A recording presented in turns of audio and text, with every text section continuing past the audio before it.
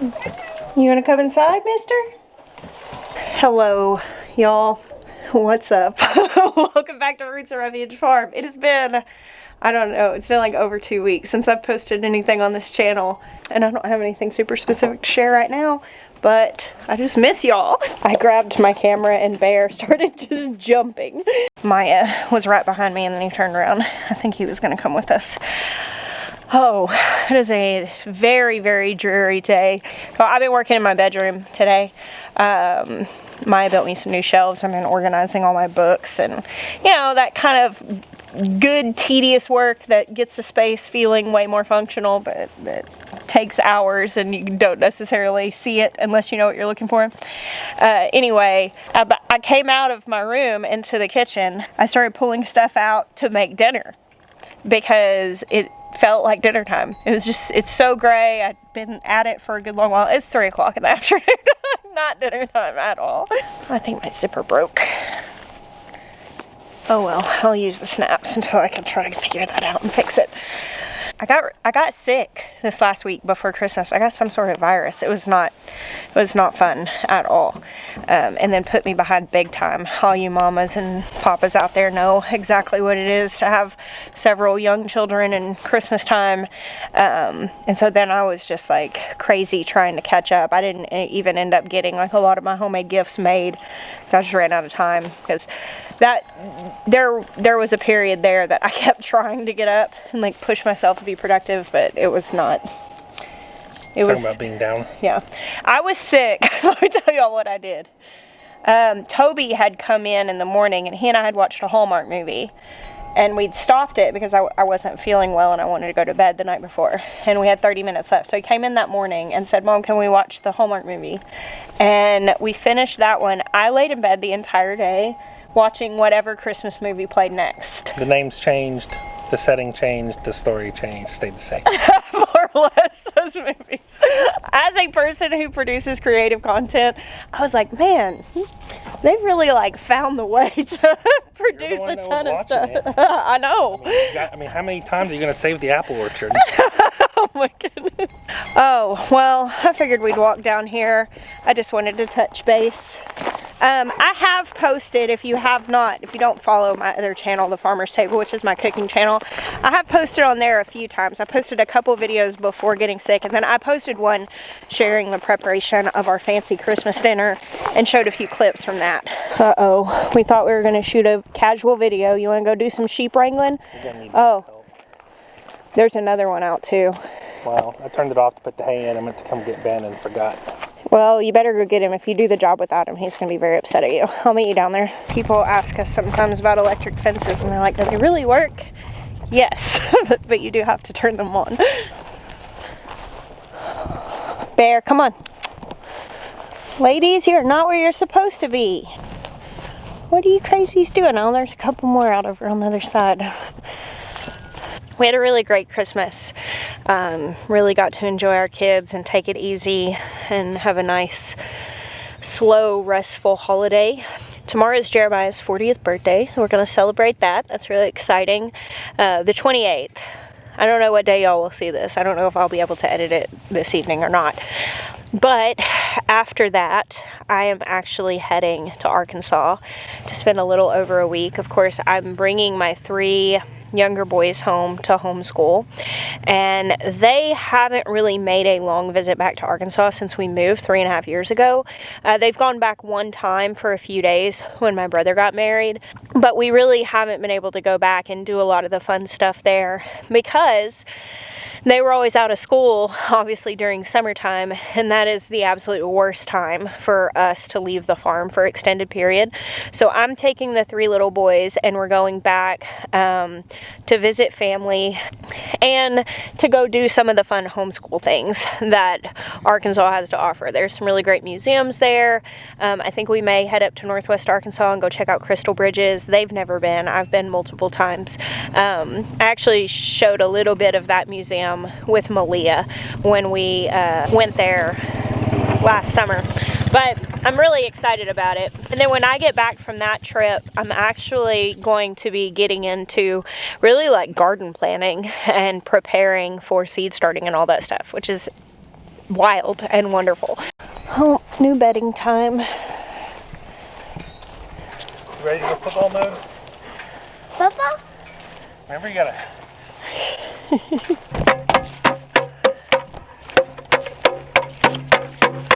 Well, let's get them in after we get the hay in. Maybe they'll come in after the hay's in.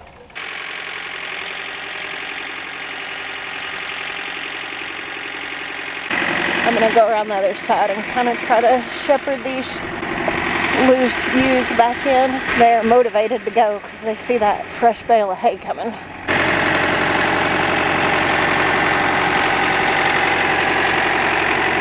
Go ahead, girls. Let's go. Come on, let's go. I gotta stay back to keep Bear back here because he is interfering with the sheep going where they're supposed to go. Great dog, not a herding dog. Training and genetics are everything when it comes to working animals. And Bear doesn't really have much of either when it comes to herding sheep. I mean, he does have shepherd in him, obviously. He's a mix of shepherd, but he got the lazier end of the genetics from his parentage. Step back, Benny. Right there, stay right there. Come here. Go. Sit down. Sit. Come in. Good boy. Tyson, go. All right. I will say this of Bear. He's an enthusiastic helper, even if not a very effective one. All right.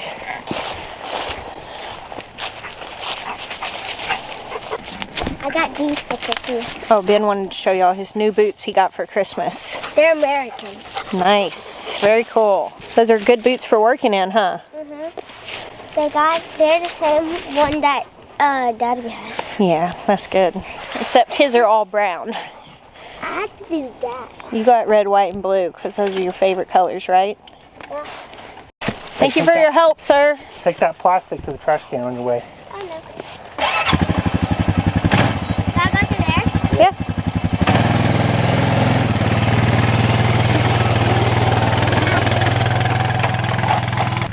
The other night, Ben came in our room, which I don't know if anybody else's children get like super philosophical like 5 minutes after bedtime, but ours always have. Like that is where they want to discuss all the deep things of life. And Ben came in, he said a lot. I mean, this was like a 20-minute spiel. Well, it started with him being, Ben is coming to that place as a child when he realizes things are not going to stay the same. Right. We're going to get older, things are going to be different, and he's having a really hard time with it. That has been something that he's just been, like just the passing of time, he's just coming to the place of realizing that. And all our kids have gone through this. I remember going through this as a kid. The same age. Yeah, about the same age, 9, 10 years old. And anyway, came in and we were talking, and he gets to this point, and I will remember this forever. He said, I'm so glad we're coming to homeschool. He said, because we can have so much more time with you. And he said, it feels like the whole world is made so you have to just do the same things over and over again, and you can't even be what you actually are. And he said, do you ever just get that urge to run? He said, with your job, you can just put your camera down and run. And with homeschool, I can just run when I need to. And he goes, but so many places people work and so many places people go, they can't even ever just run when they get the urge. And I just keep thinking of that. Do you ever just get that urge to run? Which I do kind of sometimes get the urge to run. And I'm glad that I can. Yeah. Do you ever just run as fast as you can? Do you ever do that? Not anymore. No. If you ever see me running as fast as I can, I know this is a little corny, but there better be something chasing me. Or you know there's something chasing me. No, I do sometimes. Like the kids and I both, we'll just like race back to the house and stuff. Just that feeling of like running as fast as you can. We stop doing that when we become grown-ups, and I think that's too bad. Oh, the sad winter garden. I don't know. I think it looks kind of good. You think it looks kind of good? Yeah. Just you sleeping. know. You can see. Oh, it's sleeping? Yeah. Yeah, it is. I gotta prune the roses back. I usually wait till like the end of January for that. Thinking about the asparagus beds. Yeah. So if we were to pull those beds just straight off the top of that soil, and then come in with the skid steer and just scoop from underneath. And just move the roots just without disturbing them? it's gonna disturb some, but I mean, like, this stuff is so, like... No, you could do that. I mean, you could dig them up right now and move them, but it would just lose some of the traction of how established they are. Right. You're trying to maintain some of... Yeah, I think it would maintain more of it than if we tried to dig them up, because it would just be coming in from underneath, scooping it up, and then just dumping that back into the same bed wherever we're But going to could you dump it without just turning it over? That's the big thing. You can't turn them over. No, it would be like sliding off. Okay, if you could like get underneath the shake. soil, these are the asparagus beds he's talking about. He's saying if we dismantle the beds. Yeah, if you could get under it and get the soil and move it, but you know, if there's a chance that that may just get dumped, we could just dig them up while they're dormant, which would probably be the more sensible thing to do. It's your asparagus, so you decide. But you're the one that doesn't like where they are. When they're going a little crazy, you don't like where they're at either. I don't know, I kind of like hiding behind them sometimes. I can be behind these asparagus beds when they're full and nobody even knows I'm here. That's when I get to feel like I have a secret garden. Did anybody else read The Secret Garden when you were a child and just love it? I did. This unloved space is going to come back to life soon. I'll be spending a lot of time out here. You know what I was thinking of doing for... I don't know, man. It might be just fine. But I was thinking about getting that little pop-up greenhouse I had and putting it up in here. Now, I do think that I've had some stunted soil that stunted my plants the last couple of years. Just this supply and demand with gardening stuff. I think many soil companies are selling soils that are just too hot. They're not ready, because all those plants, as soon as I moved them out of that soil, they took off. And Jeremy and Cass used my greenhouse last year. And theirs were fine. And their plants were fine. But they didn't use the same soil. No, she brought her own soil. But mine and all the plants that I started in that soil did not do well. So I'm going to do something different there this year. So maybe it's a complete non-issue and the temperature's fine. But the temperature does fluctuate in this greenhouse pretty significantly. And I don't know practically what we can do about that with the structure. I think with as big as it is and as high as the ceiling is, it just kind of is what it is. And these windows, maybe, I don't know. It's crazy because our window greenhouse in Arkansas, like, one time it was negative 12 degrees outside and it was still 31 in the greenhouse with no additional heat. Right. Just because it held heat so tightly. But that is not the case here. I've thought a lot about it. I mean, we've thought about doing, like, a plastic layer to block from the roof, you know, but I'm thinking maybe if I took just one of those plastic greenhouses that I've had in the past, just to add another layer of protection, but I'd probably have to put a light in it because I think that would just block too much light and they'd get really leggy.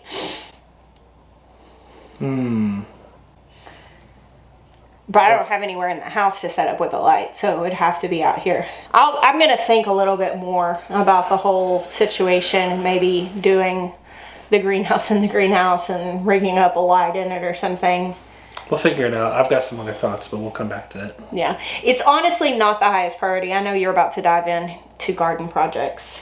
We basically set a goal in the fall that we were going to focus on, like, redoing some things in our house to make it more functional. And this week, we've been working on our bedroom. That was kind of the last thing. Maya built a bunch of shelves in there. It looks really good. We painted. And then I think you have some countertops in the kitchen when you go out of town. Yeah. Because replacing countertops while you're actively trying to use the kitchen is impossible. Yeah, that's not going to work. Make the most of my absence. It's a butcher block, and it's not complicated, so it will take me a day. And then you're diving into garden projects after that? Yes. That's exciting. Yeah, I'm really excited. I need to do some more videos here while it's in this state, because this is going to make it really great before. And then in the peak of the growing season, as we get all of the arbors and fences and structures done, and then all the plants are growing, it'll be a nice after. It's gonna be good after. Yeah, it is. But it is a definitely stark contrast to when it is lively and fruitful. I do feel like as soon as Christmas is over, really this week, the week after Christmas is very restful and slow. We celebrate Jeremiah's birthday. But as soon as the new year starts, I really start thinking about garden stuff. And it's partially just that, you know, I just love being outside. I love the garden. I love being warm. And It's just, the garden just so is a balm to my heart, and I really miss it during those gray months. And of course I choose to live in a very long season place so that those gray months are few for me. I definitely am sustained by garden planning through January and February. And of course I have to think about it then, because you need to consider when your estimated last frost date is, which for me is mid-April, meaning I need to start my plants about 8 weeks before then, which is mid-February, which means that I need to, make sure I have all my seeds, do my inventory, order anything I need to, get my supplies together, and be prepared. I even start some seeds in like late January, and then of course I do dive into planting the spring garden in the winter still, January, February. So it's not premature for someone in a warm season like me to be thinking about gardening in the beginning of January. But if you are in a short season place and it is months out, you can join me in planning and live a little vicariously through my long season. Oh, hey, Avocado Kitty. Having just, passed the winter solstice, which is the shortest day of the year, everything is as dormant as it is going to be. Even just another month or so, I will be having certain things kind of starting to pop back up. It'll be time to really prune the roses and they'll start growing again, and some of the spring flowers will start poking their heads up by about late January. So now it is as gray and sleeping as the garden is all year right now. It's still kind of lovely, I think. Speaking of short days, I'm completely out of light. It's time to actually go start cooking dinner. I probably won't put a whole lot up over the next week and a half while we're traveling. I don't know if you'd like to see our travels. I'm never really sure. I enjoy filming content that is not homestead related, that's just us and what we're doing, but I could definitely put a video together. I don't know if I'll get it up before we get back, but I can definitely do that. Thank you guys for hanging out with us today. I bless you. Until next time.